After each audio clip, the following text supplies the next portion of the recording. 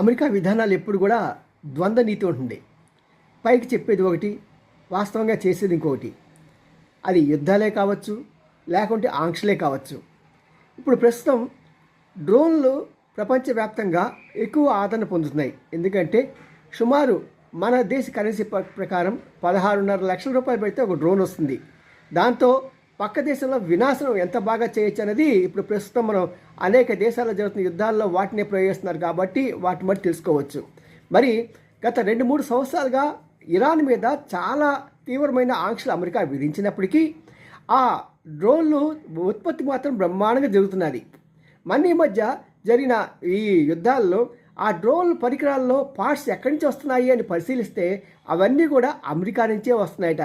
పైకి మాత్రం మేము ఇరాన్ మీద ఆంక్షలు విధించామని చెప్తూ అమెరికా ఆయుధ కంపెనీల ద్వారా వాళ్ళు విడిభాగాలను ఇరాన్కి అందిస్తున్నారు. ఇది అమెరికా నీతి.